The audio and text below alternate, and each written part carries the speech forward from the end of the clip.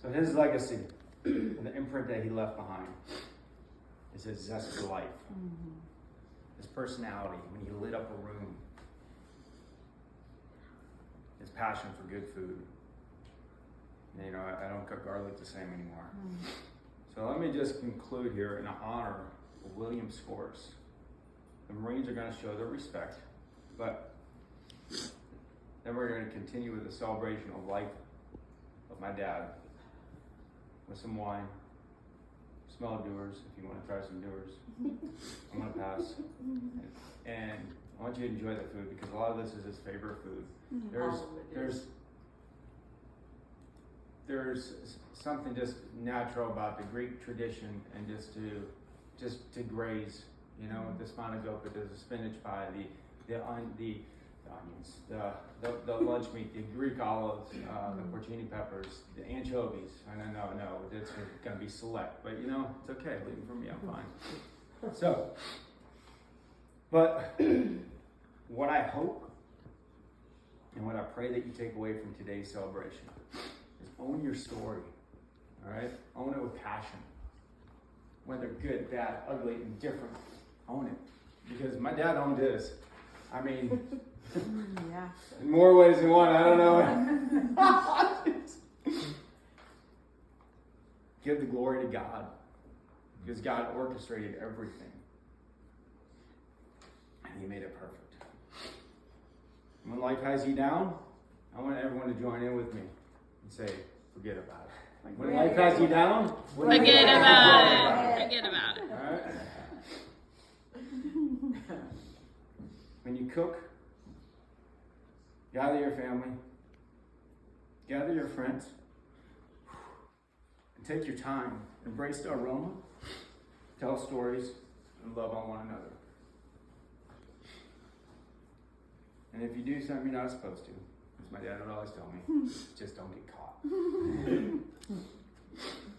So at this minute, I want to invite Penny up. Never mind. Oh,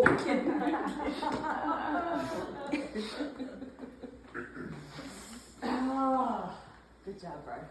You know, Brian asked me if I wanted to say a few words, and some of you know better than others that, of course, I have a few words to share.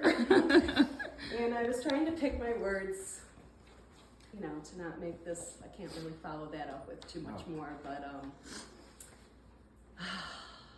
Dad.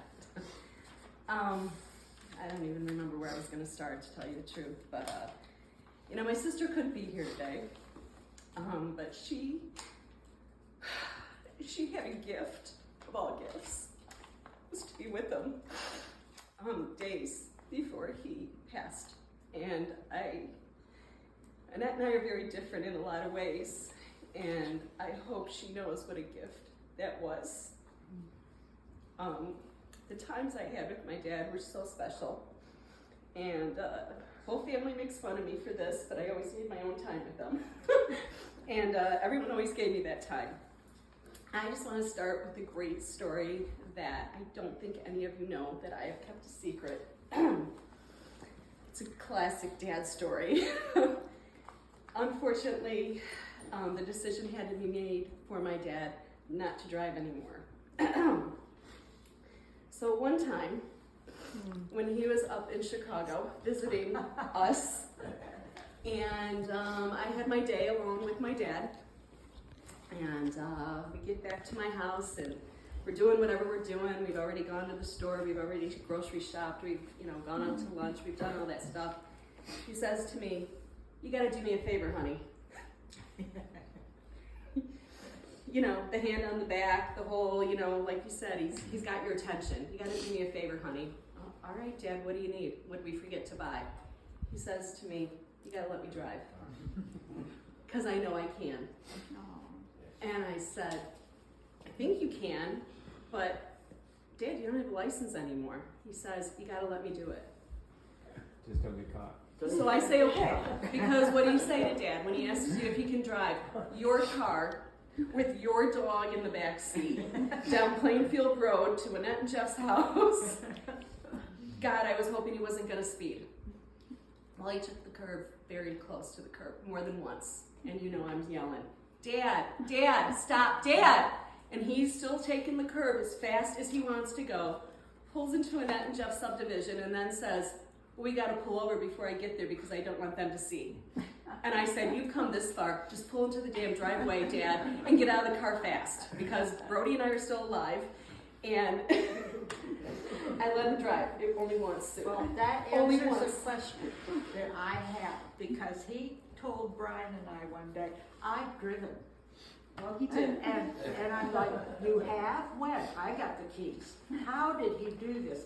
And my seat's always in the same place. I always check, you know? Now I know where he drove.